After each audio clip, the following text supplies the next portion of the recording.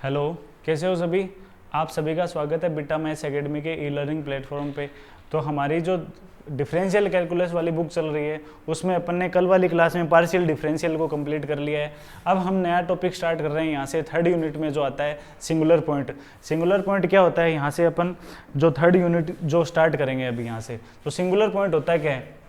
पहले क्या देखेंगे अपन, कोई सिंगुलर पॉइंट कहाँ काम में आएगा आपको। सिंगुलर पॉइंट के बाद में एक अपना टॉपिक है थर्ड यूनिट में कर्व ट्रेसिंग।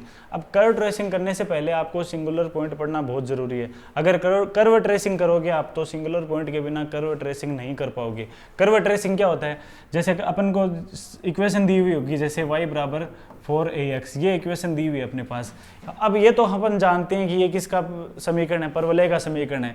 परवलय कौन सा, ये इस परवलय का समीकरण है, ये तो जानते हैं अपन, क्योंकि y स्क्वायर बराबर 4ax अपन ने बहुत बार पढ़ा है। लेकिन अपने पास अगर यहाँ पे अलग कोई और ही वक्र दे दे, अलग और ही कोई कर्व दे दे जो हमारा कभी पढ़ा ही नहीं हुआ, अगर उसका कर्व बनाना पूछ ले अपने को, तो वो कर्व अपन कैसे बनाएंगे, वो पढ़ेंगे अपन कर्व ट्रेसिंग में। और कर्व ट्रेसिंग पढ़ने से पहले हमें क्या पढ़ना है, सिंगुलर पॉइंट पढ़ना है।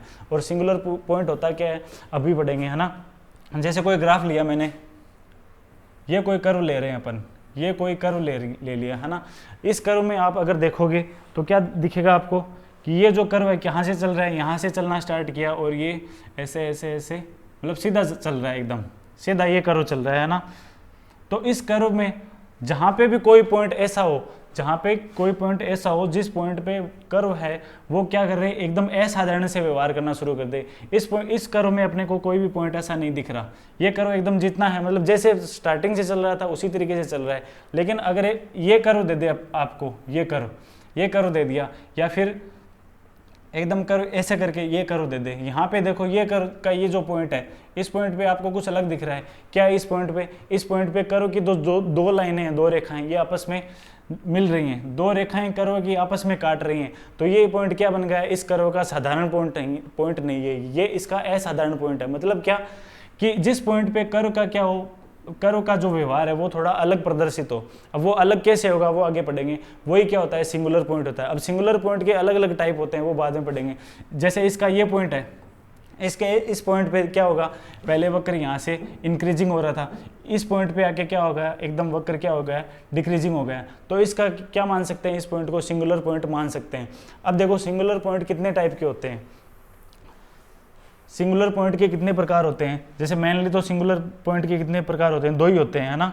कौन कौन से,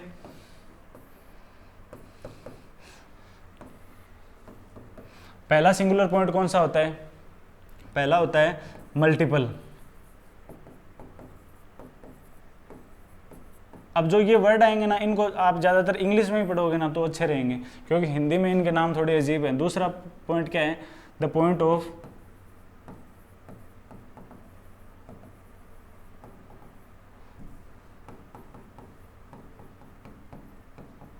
इन्फ्लेक्शन, या फिर इसको बोलते हैं इन्फ्लेक्शन पॉइंट।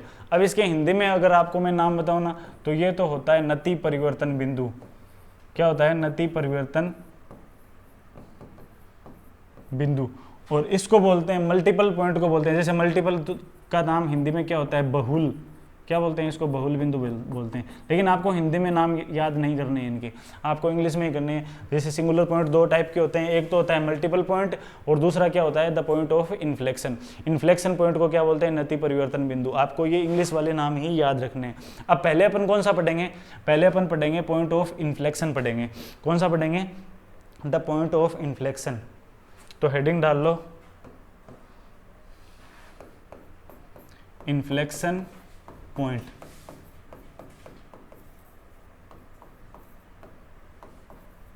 इन्फ्लेक्शन पॉइंट पढ़ेंगे।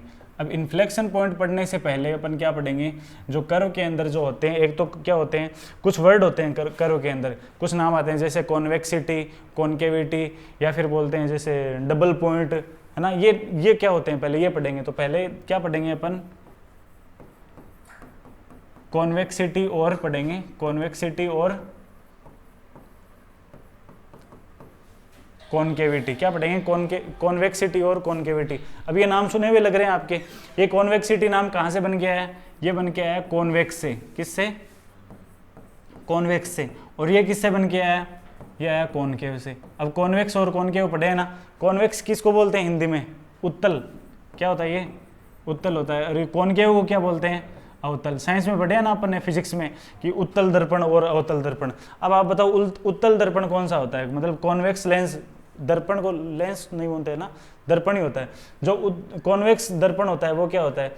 जैसे यहाँ पे अगर मैंने मान लिया, ये मान लिया है ना, अगर ये पॉइंट यहाँ पे ले लिया, ये क्या ले लिया मैंने? इसका वक्रता केंद्र होता है ना ये दर्पण में, वक्रता केंद्र। अगर इस दर्पण का वक्रता केंद्र यहाँ है तो ये कौन सा दर्पण बनेगा? ये अवतल दर्पण है ना, ये मतलब कॉनकेव है, कॉनकेव है। अगर यही पॉइंट मैं यहाँ पे ले लूँ इसका वक्रता केंद्र, तब क्या बन जाएगा? ये क्या बन जाएगा? ये उत्तल बन जाएगा। मतलब क्या बन जाएगा? कॉन्वेक्स। अगर इस पॉइंट पे डिपेंड कर रहा है, दर्पण तो वही ले रहे हैं अपन, जो अपना जो कर्व है, या फिर दर्पण की जगह यहाँ पे कर्व मान लो, कर्व तो वही ले रहे हैं, लेकिन कर्व के अगर इधर वाले पॉइंट से देखेंगे तो क्या बनता दिखेगा? ये कॉनकेव। अगर इधर वाले पॉइंट से देखेंगे तो ये क्या बनता दिखेगा? कॉन्वेक्स, या फिर अवतल या फिर उत्तल, ये बनता दिखेगा। तो उसी तरीके से अपन क्या देखेंगे?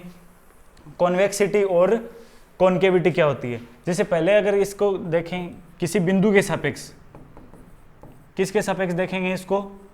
बिंदु के सापेक्ष। तो बिंदु के सापेक्ष जैसे मैंने बताया था ना, वही है। जैसे मैंने ये कर्व मान लिया, ये कर्व मान लिया मैंने, और इस कर्व के जो मैंने बिंदु, एक तो मैंने ले लिया इधर की तरफ, एक बिंदु ले लिया इधर की तरफ, दो बिंदु ले लिए मैंने। ये कर्व लिया, एक बिंदु ले लिया इसके लेफ्ट हैंड की तरफ और दूसरा बिंदु ले लिया मैंने इसके राइट हैंड की तरफ। तो इस बिंदु से अगर हम इस कर्व को देखेंगे तो ये कौन सा कर्व दिखेगा अपने को? इस बिंदु से कॉन्वेक्स दिख रहा है ना। इस बिंदु से ये क्या दिख रहा है? कॉन्वेक्स, मतलब उत्तल दर्पण की जगह, उत्तल दर्पण की तरह। और इस बिंदु से किस तरह दिख रहा है? ये इस बिंदु से, ये देखो, मतलब इसका मुंह इधर खुला हुआ है ना, तो ये किसकी तरह दिखेगा? अवतल की तरह। तो मतलब कॉनकेव की तरह यहाँ से दिखेगा। तो ये तो होती है बिंदु के सापेक्ष हम बता सकते हैं कर्व की कॉन्वेक्सिटी और कॉनकेविटी बता सकते हैं। किसके सापेक्ष? बिंदु के सापेक्ष। अब जो सेकंड पॉइंट क्या है, वो है रेखा के सापेक्ष। कि रेखा के सापेक्ष कैसे बताएंगे?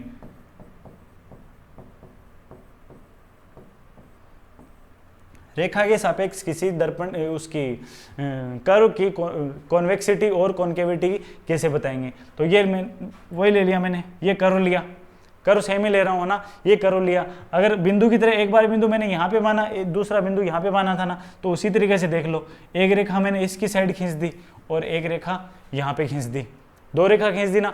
अब यहाँ से देखो बिंदु की तरह ये सेम टू सेम वही उसी की तरह इस रेखा से ये कौन सी तरह दिख रहा है? ये जो कर्व है इस रेखा से किसकी तरह दिख रहा है? कॉन्वेक्स की तरह है ना, उसी की तरह है ये भी। और इस रेखा से ये कर्व किसकी जो आकृति कौन सी दिख रही है? कॉनकेव की तरह दिख रही है, बिंदु की तरह ही होगा, रेखा वाला है ना। तो ये इधर की तरफ तो हो गया ये कॉनकेविटी, और यहाँ से दिखेगा किसकी तरह? कॉन्वेक्सिटी की तरह, है ना। अब ये तो पढ़ा हमने इसका ग्राफ या निरूपण, किसका? जो कॉन्वेक्स और कॉनकेव जो दर्पण होते हैं इनका अभी तक तो हमने पढ़ा था कि ये ग्राफीय रूप में ये कर्व को कैसे बनाते हैं। अब हम पढ़ेंगे इसका मैथमेटिकल फॉर्मेशन कैसे होती है, कि अगर हमारे पास एग्जाम में अगर इनके संबंधित क्वेश्चन आ जाए तो एग्जाम में अपन इसको कैसे सॉल्व करेंगे। तो इनका मैथमेटिकल फॉर्मेशन क्या होगी?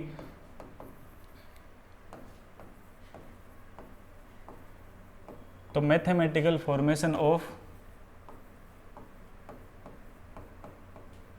कॉन्वेक्सिटी एंड कॉनकेविटी, इनकी मैथमेटिकल फॉर्मेशन क्या होगी? तो मैं एग्जाम में अगर अपने पास ये क्वेश्चन आ जाए तो एग्जाम में अपन ग्राफ बना के थोड़ी देखेंगे, पहले ग्राफ बनाएंगे फिर इनके दोनों तरफ बिंदु मानेंगे, वो तो नहीं करेंगे। तो एग्जाम में किस तरीके से करेंगे? जैसे एग्जाम में अपने पास दिया हो ना, तो ये निकालेंगे अपन, पहले y निकालेंगे, ये निकालेंगे d2y d2y अपॉन dx2 निकालेंगे। किसका मान निकाल लेंगे? पहले d2y बाई dx2 निकालेंगे, फिर उसको y से मल्टीप्लाई कर देंगे तो क्या आ जाएगा? y d2y बाई dx2, ये मान निकाल लेंगे।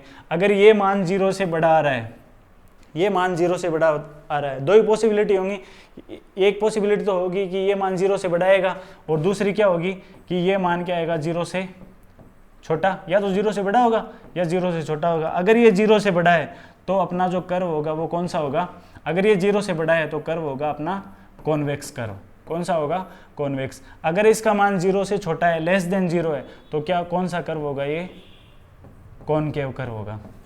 ये आपको दो कंडीशन याद रखनी है कि अगर y d2y/dx2 ग्रेटर देन 0 है तो कर्व कौन सा बनेगा, कॉन्वेक्स कर्व बनेगा। अगर y d2y/dx2 लेस देन 0 है तो कर्व बनेगा कॉनकेव कर्व बनेगा ना। लिख लिया। अब बात करते हैं अपन जो टॉपिक अपन पढ़ रहे थे उसकी, क्या पढ़ रहे थे, पॉइंट ऑफ इन्फ्लेक्शन पढ़ रहे थे, है ना, कि पॉइंट ऑफ इन्फ्लेक्शन क्या होता है। अब बात करते हैं अपने टॉपिक की।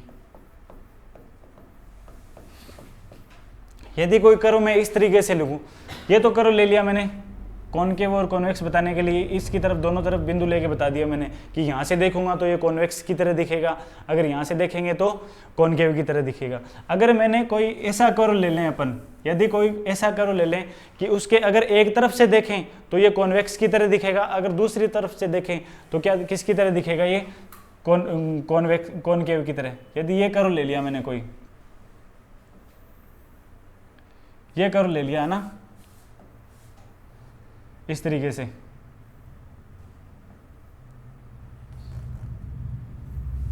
ये कर्व है। अगर इस कर्व पे यहाँ पे मैं कोई पॉइंट मान लूँ, यहाँ पे अपन ने कोई पॉइंट मान लिया और इस पॉइंट पे क्या खींच दी मैंने, एक रेखा खींच दी। यहाँ पे कौन सा बिंदु पॉइंट है, पी पॉइंट है। इस पॉइंट पे, इस पी पॉइंट पे मैंने कोई रेखा खींच दी। अगर इस पी पॉइंट के अगर हम इस साइड की तरफ देखें तो ये किसकी तरह दिखना चाहिए, कॉन्वेक्स की तरह। अगर इस साइड देखेंगे तो किसकी तरह दिखेगा, ये कॉनकेव की तरह। मतलब बिंदु P से अगर दोनों तरफ देखेंगे तो ये एक तरफ तो दिखेगा कॉन्वेक्स की तरह, दूसरी तरफ दिखेगा ये कॉनकेव की तरह। तो ये जो बिंदु P है ये क्या होगा, इन्फ्लेक्शन पॉइंट होगा। क्या, कौन सा पॉइंट होगा, इन्फ्लेक्शन। इन्फ्लेक्शन पॉइंट इसे ही बोलते हैं। बिंदु P क्या होगा, इन्फ्लेक्शन पॉइंट होगा। तो ये तो हो गई इसकी डेफिनेशन इन्फ्लेक्शन पॉइंट की। अब इन्फ्लेक्शन पॉइंट के लिए जो उस वहाँ पे अपन ने मैथमेटिकल फॉर्मेशन पढ़ी थी ना, तो उसी तरीके से इन्फ्लेक्शन पॉइंट के लिए भी क्या होती है, मैथमेटिकल फॉर्मेशन होती है इसकी। इसकी मैथमेटिकल फॉर्मेशन क्या होगी, ये होगी, इसके लिए क्या, किसका मान निकालेंगे अपन, वही निकालेंगे d2y/dx2। वहाँ पे भी तो ये निकाला था, तो यहाँ निकालेंगे d2y/dx2 और ये किसके बराबर आना चाहिए, 0 आना चाहिए। अगर d2y/dx2 का मान 0 आ रहा है तो वो क्या होगा, the point of inflection point होगा। और इसके साथ साथ क्या होना चाहिए, जो d3y/dx3 है ये क्या होना चाहिए, नॉट इक्वल टू 0। ये दो कंडीशन होंगे किसकी, इन्फ्लेक्शन पॉइंट की। ये दो कंडीशन है। d2y/dx2 तो 0 होना चाहिए, लेकिन d3y/dx3 0 नहीं होना चाहिए। अगर ये दोनों कंडीशन सेटिस्फाई कर रहा है कोई पॉइंट, तो वो पॉइंट क्या होगा, इन्फ्लेक्शन पॉइंट होगा। अगर इन दोनों में से जैसे मैंने मान लिया ये सेटिस्फाई कर दी, d2y/dx2 का मान 0 हो रहा है, लेकिन d3y/dx3 का मान 0 आ रहा है, मतलब इसका मान ये इस कंडीशन को सेटिस्फाई नहीं कर रहा, तो वो क्या नहीं होगा, इन्फ्लेक्शन पॉइंट नहीं होगा। ये दोनों कंडीशन अगर सेटिस्फाई होंगी तभी वो कोई पॉइंट क्या होगा, इन्फ्लेक्शन पॉइंट होगा। ठीक है, अब कुछ एग्जाम्पल करके देख लेते हैं। जैसे बुक में अपना पहला एग्जाम्पल लिखे, क्या दे रखा है इसमें, y बराबर x की power 4 minus 6x cube plus 12x square plus 5x plus 7। ये अपने पास कर्व का इक्वेशन दिया हुआ है ना। इस इक्वेशन में अपने को क्या निकालना है, x के मानों का परास ज्ञात कीजिए जिसमें वक्र ऊपर की ओर या नीचे की ओर अवतल है और नति परिवर्तन बिंदु भी ज्ञात करना है। ठीक है ना। तो पहले क्या निकालेंगे, इसकी जांच करेंगे किसकी, कॉनकेविटी की, है ना। और फिर क्या निकालेंगे, इन्फ्लेक्शन पॉइंट।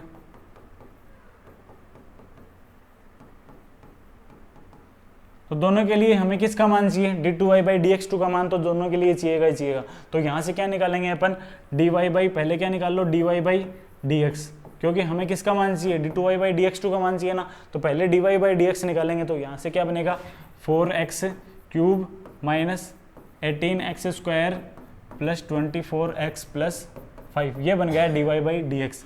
फिर d2y/dx निकाल लो, कितना, 12x square minus 36x plus 24, ये किसका मान आ गया, d2y बाई dx2 का मान आ गया। तो पहले क्या निकाल लेंगे, यहाँ से इन्फ्लेक्शन पॉइंट निकाल लेंगे, और इन्फ्लेक्शन पॉइंट के लिए क्या होता है, d2y बाई dx2 का मान किसके बराबर होता है, 0। तो इसको क्या कर देंगे 0 के बराबर। तो यहाँ से क्या कॉमन क्या आ रहा है, 12 कॉमन आ रहा है ना, तो ये बन गया x square minus 3x plus 2 is equal to 0। और इसको सोल्व करेंगे तो क्या बन के आएगा, x square minus 2x minus x plus 2 is equal to 0। इसके गुणनखंड आते हैं ना, तो यहाँ से x के 2 मान आ जाएंगे, एक तो 2 आ जाएगा और एक कितना आ जाएगा 1, x बराबर 2 और x बराबर 1, ये 2 मान आ गए किसके, इन्फ्लेक्शन पॉइंट पे। अब x और x के 2 मान आ गए, इन x के दोनों मानों के संगत अपन किसके मान निकालेंगे, यहाँ से y के मान भी निकाल लेंगे। x का 2 मान रख के y का मान निकाल लो, और x का 1 मान रख के y का दूसरा मान निकाल लो। तो यहाँ से 2 पॉइंट आ गए ना, दोनों पॉइंट इन्फ्लेक्शन पॉइंट है या नहीं, ये आगे देखेंगे। तो ये मान निकाल के बताओ y के 2 अलग अलग मान क्या क्या आ रहे हैं। हाँ बोलो, x बराबर 2 पे कितना है y का मान, 33, और इस पे बताओ 1 पे, और बताओ 1 पे कितना आएगा, देखो 1 माइनस 6 माइनस 5 7, कितना आ रहा है 7 और 5 कितना 12 प्लस 7 19 नहीं आ रहा क्या, हाँ, तो y बराबर यहाँ से आ गया 19। तो ये 2 पॉइंट आ गए, कौन कौन से, एक तो 119 और दूसरा कितना 233। ये 2 पॉइंट क्या हो जाएंगे, इन्फ्लेक्शन पॉइंट हो जाएंगे।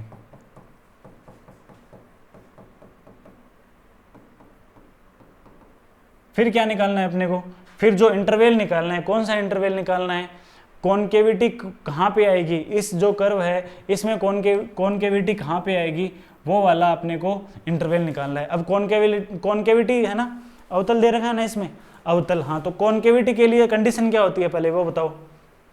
कॉनकेविटी के लिए कंडीशन क्या लिखाई थी मैंने, कॉनकेविटी कब होता है, जब y d2y by dx2, y d2y by dx2 क्या होता है, लेस देन 0 होता है, लेस देन 0 होता है तब क्या होगी, कॉनकेविटी होगी। तो यहाँ से d2y बाई dx2 निकाल चुके हैं ना अपन, तो पहले ये मान ही रख लो, d2y बाई dx2 कितना आया था, ये आया था ना, ये आया था। तो यहाँ से क्या करेंगे अपन, 12 को कॉमन लेके लिख लेंगे, तो 12x माइनस 1 x माइनस 2। ये अभी सिर्फ अपन इसकी बात कर रहे हैं, y को बाद में मल्टीप्लाई कर देंगे। तो इसका मान क्या आना चाहिए, 0 से छोटा, इसका मान क्या आना चाहिए, 0 से छोटा। तो इसका मान 0 से छोटा कब होगा, 3 कंडीशन बन रही है ना, तो यहाँ से देख लो, यदि मैं क्या लूँ, x बराबर 1 पे क्या मान आएगा 0, x बराबर 2 पे भी कितना मान आएगा 0। तो यहाँ से इंटरवल कैसे बनेगा, देखो इंटरवल बनाना सीखते हैं। यदि मैं इसका मान लेस देन लूँ किससे, 1 से, यदि मैं यहाँ से x का मान 1 से लेस देन लूँ तो इसका मान क्या बन जाएगा, ये मान क्या आ जाएगा, फिर पॉजिटिव होगा या नेगेटिव होगा, बोलो ये मान पॉजिटिव होगा या नेगेटिव होगा, क्यों, क्योंकि ये भी नेगेटिव, नेगेटिव कैसे होगा, ये भी नेगेटिव बनेगा। यदि x का मान 1 से छोटा लेंगे तो ये मान भी क्या होगा, नेगेटिव, और ये मान भी क्या होगा, नेगेटिव, और नेगेटिव नेगेटिव दोनों मल्टीप्लाई होके क्या बना लेंगे, पॉजिटिव। तो यहाँ से अपन लिख सकते हैं d2y बाई dx2 क्या बन के आएगा, पॉजिटिव बन के आएगा। तो क्या लिख सकते हैं, ग्रेटर देन 0, और हमें क्या चाहिए, लेस देन 0 चाहिए ना, तो इस पे तो ये क्या बनेगा, ग्रेटर देन 0, मतलब ये क्या बनेगा, कॉन्वेक्स बनेगा। यदि x लेस देन 1 ले तो क्या बनेगा, कॉन्वेक्स बनेगा, ये लिख सकते हैं। फिर क्या इंटरवल ले, यदि x का मान किस किन के बीच में लें, 1 और 2 के बीच में, किस किस के बीच में, यदि x का मान 1 और 2 के बीच में लें, 1 और 2 के, अब 1 और 2 क्यों लिया है यहाँ पे, क्योंकि 1 पे 0 हो रहा है और 2 पे 0 हो रहा है, तभी मैंने 1 और 2 के बीच में लिया है। जहाँ जहाँ पे 0 मान हो रहे हैं ना उनके बीच में लेते चलो। x का मान 1 और 2 पे 0 हो रहा है ना, तो इसका मान मैंने ले लिया सेकंड कंडीशन में 1 और 2 के बीच में। अगर 1 और 2 के बीच में ले लेंगे तो जैसे मान लो 1 और 2 के बीच में मैंने ले लिया 1.5 मान ले लिया, कुछ भी एग्जाम्पल के लिए मान लो।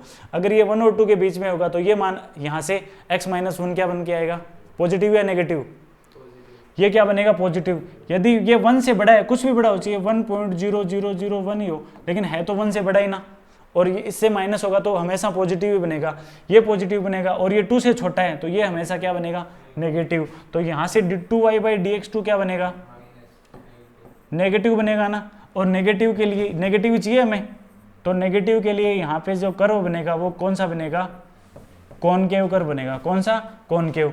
फिर जो थर्ड कंडीशन है उसमें क्या लेंगे अपन, x का मान ग्रेटर देन 2, x का मान 2 से भी बड़ा ले लेंगे।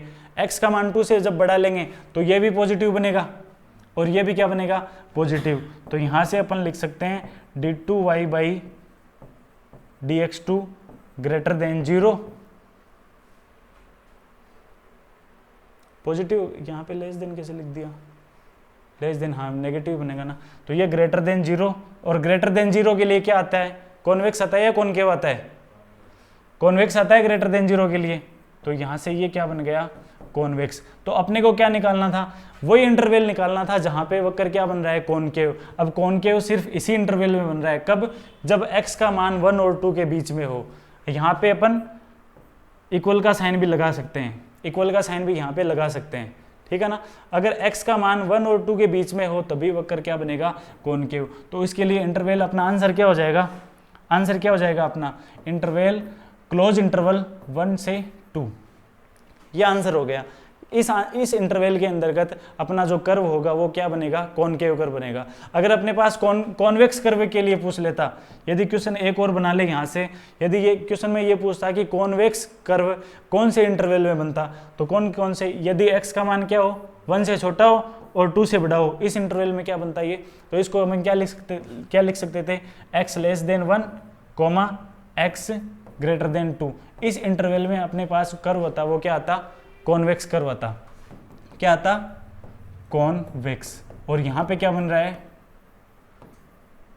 कॉनकेव, ठीक है। इस इंटरवल को और दूसरे शब्दों में क्या लिख सकते हैं, इस इंटरवल को दूसरी तरीके से कैसे लिखेंगे, x का मान 1 से छोटा है ना, तो इनफाइनाइट टू 1, इनफाइनाइट टू 1 लिख सकते हैं। फिर यूनियन ऑफ 2 से बड़ा होगा तो 2 से इनफाइनाइट, बीच वाले जो 1 से 2 है ये मान नहीं लेने अपने को। तो इस इंटरवल को अपन लिख सकते हैं, एक तो हो जाएगा इनफाइनाइट से 1 और 2 से इनफाइनाइट, जो बीच वाला मान है 1 से 2 ये हमें नहीं लेना है, ठीक है। या फिर दूसरा तरीका और बताओ, इसको और क्या लिख सकते हैं, इसको ये भी तो लिख सकते हैं r minus interval 1 2, r minus interval 1 2। r क्या होता है, पूरा रियल नंबर होता है, पूरी वास्तविक संख्याएं। अगर पूरी वास्तविक संख्याओं में से इंटरवल 1 से 2 घटा दें तो ये बन जाएगा ना, यही तो बनेगा। अपने को सिर्फ इंटरवल 1 से 2 ले लेना, ये तो लेना ही है पूरा, ये तो पूरा लेना ही है। तो यहाँ से कॉन्वेक्स अगर पूछे तो ये 3 जवाब देने हैं आपको, इनमें से कोई भी है फिर, ठीक है।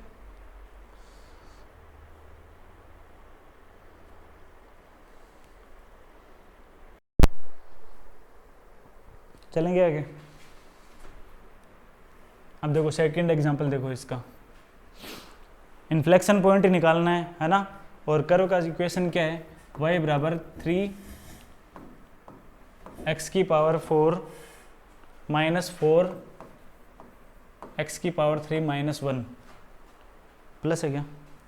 तो यहाँ से अपने को क्या निकालना है, इन्फ्लेक्शन पॉइंट निकालना है। निकाल सकते हो क्या, पहले क्या निकालेंगे, dy/dx क्या आएगा, 12x cube minus 12x square. फिर क्या निकालेंगे, d2y/dx2 वो क्या आएगा, 36x स्क्वायर माइनस 24x। उसको क्या कर देंगे, 0 के बराबर, 0 के बराबर कर देंगे तो कितने मान आएंगे यहाँ से बताओ, 12x को मना रहा है ना, ये बन गया 3x माइनस 2 इजिकल टू 0। तो यहाँ से 2 मान आएंगे, एक ही मान मत बनाना, यहाँ से 2 मान आएंगे क्योंकि x के स्क्वायर में बहुपद है ना, तो स्क्वायर में होगा तो 2 मान आएंगे यहाँ से। तो एक तो मान क्या आ जाएगा, x बराबर 0, क्योंकि ये भी तो 0 के बराबर होगा ना, ये भी तो गुणनखंडी है इसका, 12x भी तो गुणनखंड है तो ये भी तो 0 के बराबर होगा। तो एक तो मान आ गया x बराबर 0 और दूसरा मान आ गया x बराबर 2/3। इन दोनों मानों के संगत y के भी अलग अलग मान निकाल लेंगे। x बराबर 0 पे y कितना आ रहा है, x बराबर 0 पे y कितना आएगा, 1 आएगा। x बराबर 2/3 पे बताओ, सॉल्व करके बताओ y कितना आएगा। तो वो दोनों पॉइंट क्या हो जाएंगे, वो दोनों पॉइंट हो जाएंगे अपने इन्फ्लेक्शन पॉइंट। एक तो हो जाएगा 0 1, दूसरा हो जाएगा 2/3 और जो y का मान आएगा वो। ये दो इन्फ्लेक्शन पॉइंट हो गए। फिर देखो थर्ड एग्जाम्पल, ये कर लेना अब है ना।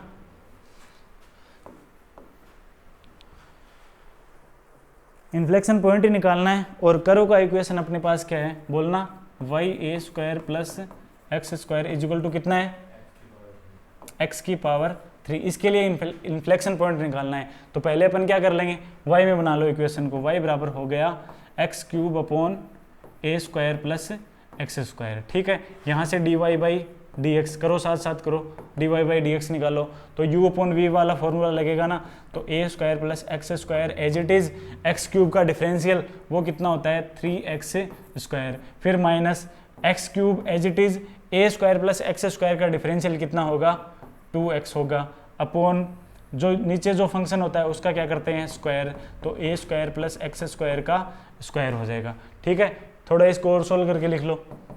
इसको थोड़ा और सोल्व करेंगे तो ये बन के आएगा 3a² plus 3x² minus 2x की power 4 upon a² plus x² का होल स्क्वायर।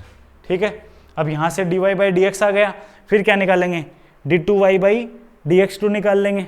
ठीक है, और d2y/dx2 को क्या कर देंगे इन्फ्लेक्शन पॉइंट के लिए, d2y/dx2 को क्या कर देंगे 0 के बराबर।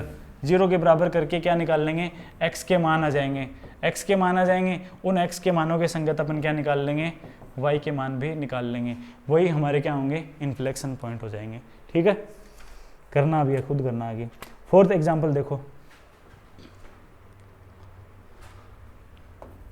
कर सकते हो ना वो तो। चौथा देख लो, कर्व का इक्वेशन है y बराबर c sine x upon a। ये कर्व दिया है अपने पास और इसमें अपने को प्रूव क्या करना है कि ये जो कर्व है ना ये x के साथ जिस पॉइंट पे प्रतिच्छेद करता है उस पॉइंट पे वो पॉइंट क्या होगा, इसका नति परिवर्तन बिंदु होगा। ये प्रूव करना है। क्या प्रूव करना है, ये जो कर्व है ना ये x को जहां काटेगा, जैसे ये मैंने मान लिया एक्सेस मान लिया अपने, ये एक्सेस है और ये कोई कर्व ले लिया मैंने ऐसे ही रेंडमली, ये कर्व मान लिया मैंने। इस कर्व का इक्वेशन क्या है, ये कर्व का इक्वेशन है y बराबर c sine x upon a। ये कर्व का इक्वेशन मान लिया मैंने, ग्राफ मान लिया ये। और ये जिस पॉइंट यहाँ पे ये कर्व काटता है किसको, x को, ये दिया है अपने को दिया हुआ है ये x को जिस पॉइंट पे काट दिया, जैसे मैंने p बिंदु पे काटता है तो ये p बिंदु क्या होगा, इसका इन्फ्लेक्शन पॉइंट होगा। क्या होगा, इन्फ्लेक्शन पॉइंट। यही हमें क्या करना है, प्रूव करना है। ये बिंदु p क्या होगा, इन्फ्लेक्शन पॉइंट। तो पहले क्या निकालेंगे अपन, यहाँ से बिंदु p निकाल लेंगे, क्योंकि p तो निकाल सकते हैं ना ये, क्योंकि अपने पास दिया कर्व का इक्वेशन दिया हुआ है और ये भी दिया हुआ है कि ये x को काटेगा। अब कोई कर्व x को जहाँ पे काटेगा वहाँ पे y का मान कितना होगा, 0 होगा। कोई कर्व जहाँ पे x को काटेगा, x पे y का मान कितना होता है, x पे y का मान 0 होता है और y एक्सेस पे किसका मान 0 होता है, x का मान 0 होता है। अब हमें पता है कि बिंदु p किस पे होगा, x पे ही तो होगा ना। तो x पे बिंदु p होगा तो यहाँ पे बिंदु p पे y का मान कितना कर देंगे 0। तो यहाँ से y का मान 0 कर दो।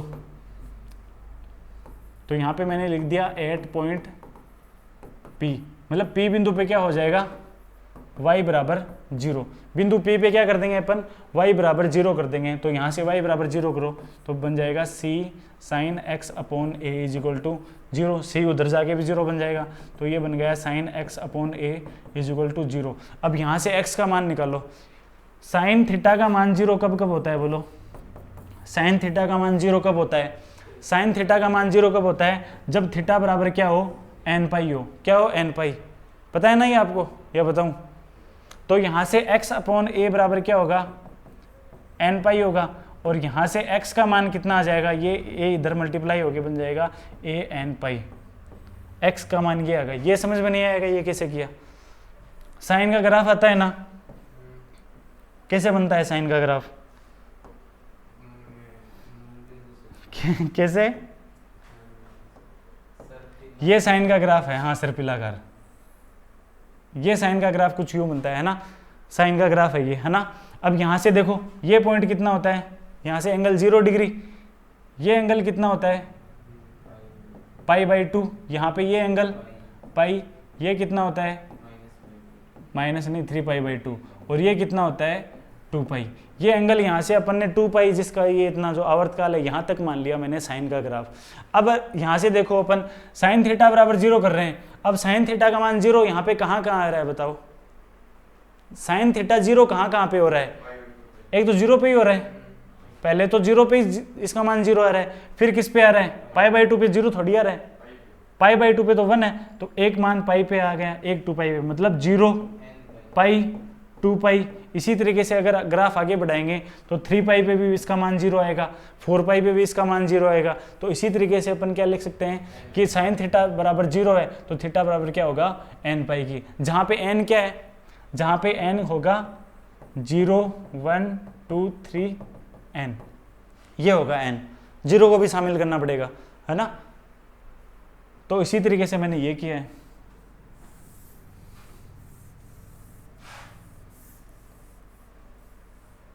ये x का मान आ गया कितना a n पाई, तो यहाँ पे p बिंदु के निर्देशांक अपन लिख सकते हैं ना, p बिंदु पे निर्देशांक कितने आ जाएंगे, x का मान तो आ गया a n पाई, और y का मान क्या होगा बोलो, y का मान तो 0 ही होगा ना, यही तो मान के चल रहे हैं अपन, क्योंकि x पे y तो 0 ही होता है। तो p बिंदु के ये निर्देशांक आ गए। अब हमें निकालना है इसका इन्फ्लेक्शन पॉइंट, और हमें प्रूव क्या करना है कि इसका इन्फ्लेक्शन पॉइंट होगा वो क्या होगा a n पाई 0, ये प्रूव करना है अपने को, इन्फ्लेक्शन पॉइंट ये प्रूव करना है। तो करो, y दिया हुआ है ना, तो dy बाई dx निकालो, dy बाई dx कितना आएगा, c कॉन्स्टेंट बाहर, साइन का कोस हो जाएगा, x अपॉन a का 1 अपॉन a, ये हो गया dy बाई dx। फिर निकालो d2y बाई dx2 निकालो, कॉन्स्टेंट को बाहर पहले ही ले लेंगे, तो c अपॉन a को मैंने ले लिया बाहर, c अपॉन a को बाहर ले लिया, कोस का क्या बन जाएगा माइनस साइन, और 1 अपॉन a का क्या बनेगा, ये a स्क्वायर हो गया, ठीक है। ये आ गया अपने पास d2y बाई dx2। अब इन्फ्लेक्शन पॉइंट के लिए इसको क्या बराबर करना पड़ेगा 0 के, इन्फ्लेक्शन पॉइंट के लिए d2y बाई dx2 को किसके बराबर करना पड़ेगा 0 के, तो ये क्या बन जाएगा c upon a square, minus भी चला जाएगा साथ में, ये 0 के बराबर हो गया, तो यहाँ से क्या बन गया sine x upon a is equal to 0, तो वही इक्वेशन बन गई ना। तो x अपॉन a का मान क्या आ जाएगा n पाई, यहाँ से x बराबर क्या आ गया a n पाई, x बराबर क्या आ गया a n पाई। यही हमें क्या करना है प्रूव करना है कि x का मान कितना आना चाहिए a n पाई आना चाहिए इन्फ्लेक्शन पॉइंट के लिए। अब ये एक कंडीशन तो प्रूव हो गई किसकी, इन्फ्लेक्शन पॉइंट की, तो दूसरी कंडीशन भी प्रूव करके देखो।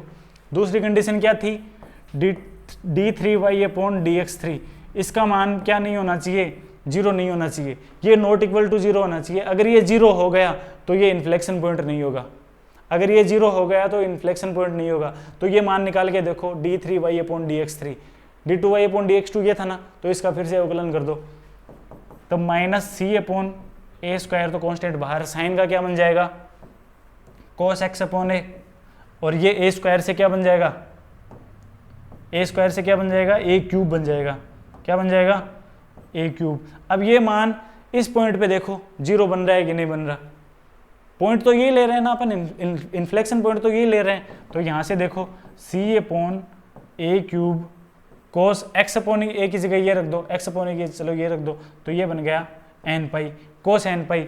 अब ये कोस n पाई का मान कभी 0 हो सकता है क्या, कोस का मान कभी कोस n पाई के लिए कभी 0 कर सकते हैं क्या अपन, जैसे n का मान अगर 0 चलो लेके कर लो, n का मान अगर 0 किया तो क्या बना कोस 0, कोस 0 का मान कितना होता है 1 होता है, n का मान 1 करके देखो, कोस पाई का मान कितना होता है -1 होता है। तो इसी तरीके से कोस n पाई क्या होगा, हम जानते हैं cos n pi not equal to 0, cos n pi अगर नॉट इक्वल टू 0 है तो हमें पता लग गया कि जो d3y अपॉन dx3 ये भी क्या होगा नॉट इक्वल टू 0 होगा। मतलब इन्फ्लेक्शन पॉइंट की दोनों कंडीशन यहाँ से सेटिस्फाई हो रहे हैं, तो ये क्या होगा इसका इन्फ्लेक्शन पॉइंट यही है, यही हमें प्रूव करना है। दोनों कंडीशन लगाई देखनी है आपको, पिछले वाले क्वेश्चन में अपने जो सेकंड कंडीशन है वो नहीं लगाई, यहाँ पे भी करनी है, जो सेकंड कंडीशन है ना वो अप्लाई करके देखनी है यहाँ पे भी। तो पीछे भी 1-2 क्वेश्चन किए ना, उन सभी में सेकंड कंडीशन भी अप्लाई करके देखनी है।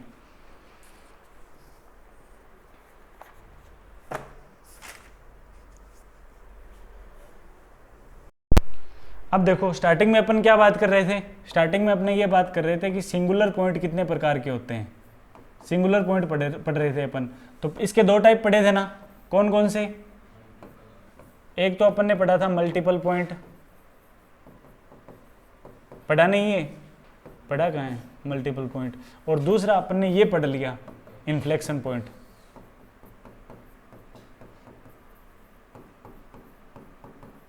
इसका जो दूसरा टाइप है इन्फ्लेक्शन पॉइंट, ये पढ़ लिया है ना। अब हम क्या पढ़ेंगे? मल्टीपल पॉइंट पढ़ेंगे। क्या पढ़ेंगे? Multiple point. तो मल्टीपल पॉइंट क्या होता है? किसी कर्व का वह बिंदु, चलो डेफिनेशन लिखाऊंगे हिंदी में,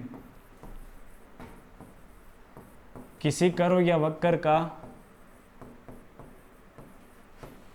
वह बिंदु जहां से कर्व या वक्र की रेखाएं दो या दो से अधिक बार, लिख दो चलो, दो या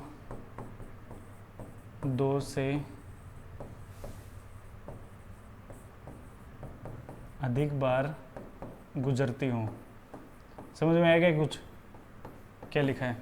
डेफिनेशन से कुछ लग रहा है क्या मल्टीपल पॉइंट के बारे में? कि मल्टीपल पॉइंट वो होता है, किसी कर्व का वह बिंदु होता है जहां से उस कर्व की रेखाएं क्या होती हैं? दो या दो से अधिक बार गुजरती हैं। जैसे ये कर्व लिया मैंने, ये कोई कर्व लिया ऐसे ही, ये कोई कर्व लिया।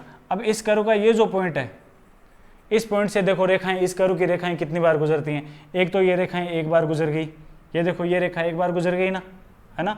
दूसरी बार ये देखो ये रेखा जा रही है इससे, है ना, ये रेखा भी इसी से जा रही है।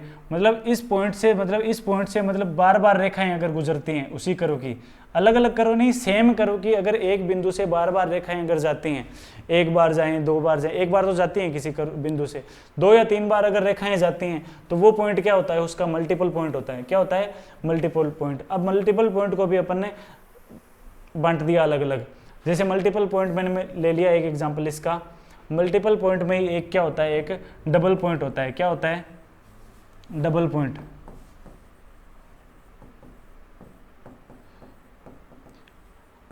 अब डबल पॉइंट में क्या होता है? होगा तो ये मल्टीपल पॉइंट ही। डबल पॉइंट में क्या होगा? सिर्फ दो बार गुजरेंगी, दो बार। जैसे ये कोई पॉइंट है ना, यहाँ पे ये कर्व लिया, ये कर्व ले लिया मैंने, ये कर्व है, इस कर्व का ये जो पॉइंट P है, ये पॉइंट P है, इस पॉइंट P पे देखो कर्व की रेखाएं दो बार जा रही हैं। एक बार तो ये रेखा गई यहाँ से, एक बार ये रेखा यहाँ से जा रही है। तो ये पॉइंट क्या होगा? इसका मल्टीपल पॉइंट तो है ही है, लेकिन इसका टाइप कौन सा हो जाएगा? ये अगर दो बार गुजरेंगी तो ये कौन सा टाइप हो जाएगा? इसका डबल पॉइंट हो जाएगा। तो डबल पॉइंट में क्या होगा? अगर किसी बिंदु से कर्व की रेखाएं दो बार जाती हैं तो वो क्या होता है? उसका डबल पॉइंट होता है। अब डबल पॉइंट को अपन ने टाइप बांट दिया, डबल पॉइंट को, कि डबल पॉइंट कितने प्रकार के होते हैं, ये इंपॉर्टेंट है। डबल पॉइंट के टाइप, ये टाइप होते हैं तीन। पहला टाइप क्या होता है? नोड। अब इनके हिंदी में नाम याद मत रखना आप, नोड। दूसरा क्या होता है? कस्प। और तीसरा क्या होता है? कॉन्जुगेट। कॉन्जुगेट को क्या बोलते हैं? एक और नाम होता है इसका, आइसोलेटेड। क्या बोलते हैं? आइसोलेटेड बोलते हैं। अब इनके हिंदी में नाम याद मत करना। नोड को जैसे कस्प को बोलते हैं उभयाग्र ऐसे करके, है ना। कॉन्जुगेट को भी विचित्र ऐसे करके बोलते हैं। लेकिन आप इंग्लिश में नाम याद रखना है इसके, कि क्या होते हैं। पहला टाइप होता है नोड, दूसरा क्या होता है? कस्प होता है, और तीसरा क्या होता है? कॉन्जुगेट या फिर आइसोलेटेड। शुरुआत से देखो, सिंगुलर पॉइंट को दो टाइप में बांटा अपन ने, मल्टीपल और इन्फ्लेक्शन पॉइंट। इन्फ्लेक्शन पॉइंट अपन ने पहले पढ़ लिया। मल्टीपल पॉइंट में टाइप होता है डबल पॉइंट। अगर दो बार अगर रेखा किसी वक्र में किसी पॉइंट से गुजरे तो वो डबल पॉइंट होता है। डबल पॉइंट को तीन टाइप में बांट दिया, नोड, कस्प और कॉन्जुगेट। अब इनको पढ़ेंगे कि नोड क्या होता है, कस्प क्या होता है और कॉन्जुगेट क्या होता है। यहीं पे पढ़ लेते हैं ना। पहले नोड को देखेंगे कि नोड क्या होगा। अब हैं तो ये डबल पॉइंट के प्रकार है, तीनों डबल पॉइंट के प्रकार हैं। तो ये बात तो कन्फर्म है कि नोड से भी दो बार जाएंगे, कस्प से भी दो बार जो कर्व की रेखाएं जाएंगी, और कॉन्जुगेट से भी रेखाएं दो बार जाएंगे। अब देखो, पहले डायग्राम बना दूं मैं इसका डायग्राम कुछ इस तरीके से लें अपन। जैसे ये कर्व ले लिया अपन ने, ये कर्व ले लिया। अब नोड कौन सा पॉइंट होगा, नोड पॉइंट ये पॉइंट होगा, ये तो पता ही है ना। अगर नोड पॉइंट से अपन क्या खींचे, स्पर्श रेखाएं खींचे, नोड पॉइंट से क्या खींचे, स्पर्श रेखाएं, तो 2 स्पर्श रेखाएं खींची जा सकती है ना, क्योंकि रेखाएं भी 2 बार जाएंगी। तो एक स्पर्श रेखा तो ये हो गई, एक क्या हो गई इसकी टेंजेंट ये हो गई। तो नोड पॉइंट से 2 टेंजेंट खींच सकते हैं, और दोनों टेंजेंट क्या होगी, दोनों टेंजेंट आपको वास्तविक रूप से दिख रही है ना, काल्पनिक तो नहीं है ना ये। दोनों टेंजेंट आप क्या खींच सकते हैं, रियल होंगी। दोनों टेंजेंट क्या होंगी, पहले क्या बनाएंगे अपन, 2 टेंजेंट। इसकी कंडीशन क्या होगी, 2 टेंजेंट बना सकते हैं, और दोनों ही क्या होंगी, दोनों ही क्या होंगी, रियल होंगी। रियल या फिर क्या होंगी, दोनों वास्तविक होंगी, और क्या होंगी, अलग अलग होंगी दोनों।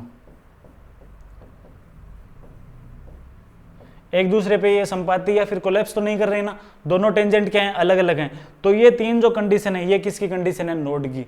अगर ये तीनों कंडीशन सेटिस्फाई कर रहा है, 2 टेंजेंट होनी चाहिए, दोनों ही क्या होनी चाहिए, रियल होनी चाहिए, और दोनों क्या हो रही हैं, अलग अलग, या फिर इसको क्या बोलते हैं, डिस्टिंक्ट बोलते हैं। क्या बोलते हैं,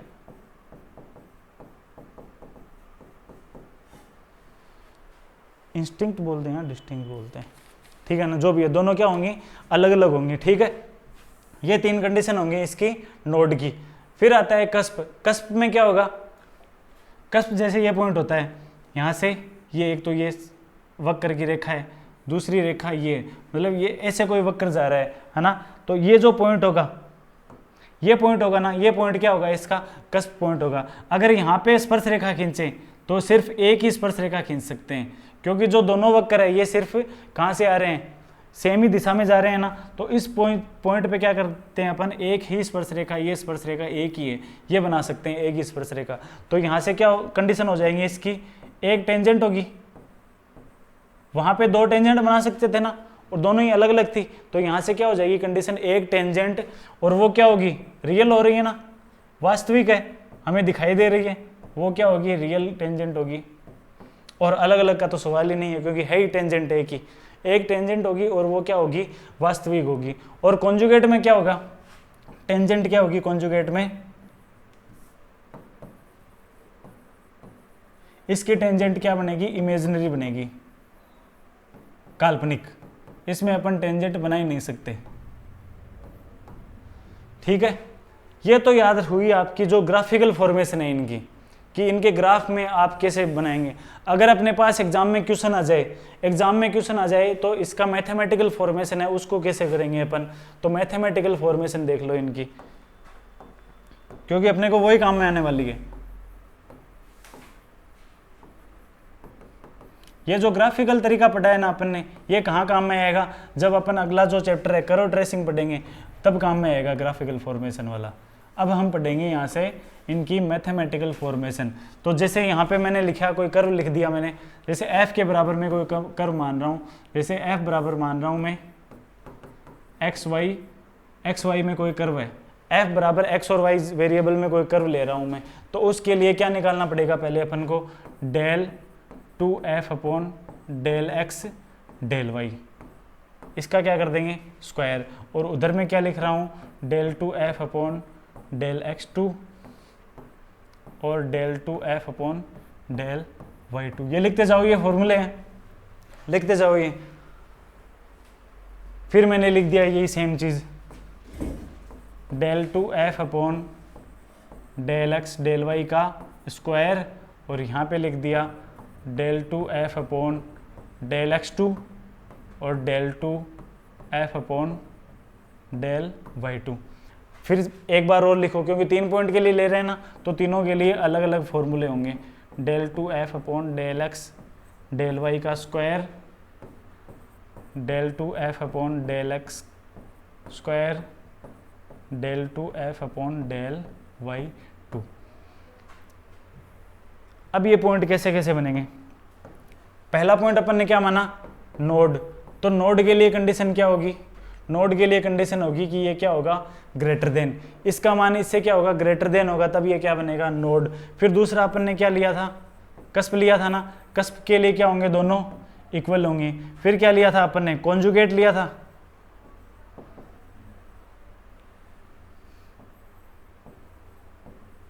कॉन्जुगेट या फिर क्या लिया था, आइसोलेटेड भी इसको बोल सकते हैं। और आइसोलेटेड की कंडीशन क्या होगी, लेस देन।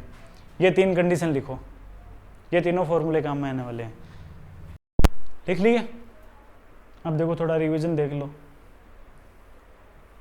यहां तक अपन ने क्या पढ़ा है, डबल पॉइंट को देख लो। चलो डबल पॉइंट कितने प्रकार के पढ़े हैं अपन ने, 3 प्रकार के। पहला प्रकार था नोड, दूसरा कस्प और तीसरा कॉन्जुगेट। अब जब डबल पॉइंट पढ़ रहे हैं तो हमें पता है कि डबल पॉइंट कितनी बार काटता है, 2 बार।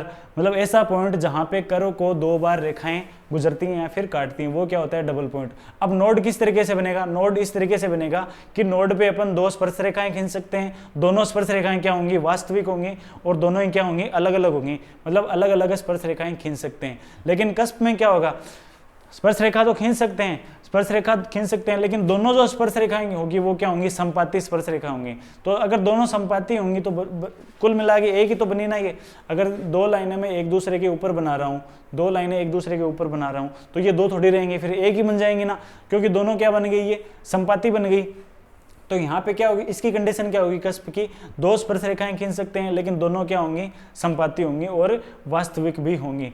कॉन्जुगेट के लिए कंडीशन क्या है, कॉन्जुगेट में हम क्या बनाएंगे, जो टेंजेंट बनेगी वो क्या बनेगी, इमेजिनरी बनेगी। क्या बनेगी, जो अपनी स्पर्श रेखा है वो क्या बनेगी, वास्तविक काल्पनिक स्पर्श रेखा बनेगी। ठीक है, ये 3 कंडीशन हो गई ग्राफिकली। अब ग्राफिकली पढ़ने के बाद अपन एग्जाम में जब क्वेश्चन आएंगे तो क्वेश्चन सोल्व करने के लिए पढ़ते हैं अपन मैथमेटिकल फॉर्मेशन। और मैथमेटिकल फॉर्मेशन तीनों की ये होती है कि नोड के लिए तो इसका मान क्या होता है, ग्रेटर देन। ये तीनों मान आपको निकालने पड़ेंगे, ये तीनों मान आपको कर्व में निकालने पड़ेंगे। अगर ये ग्रेटर देन के लिए बन रहा है तो ये बनेगा नोड, अगर ये दोनों मान इक्वल बन रहे हैं तो ये बनेगा कस्प, और ये दोनों मान लेस देन यहाँ पे आ रहा है तो ये पॉइंट होगा अपना कॉन्जुगेट या फिर आइसोलेटेड। अब इनसे संबंधित जो क्वेश्चन है वो करेंगे अपन नेक्स्ट क्लास में।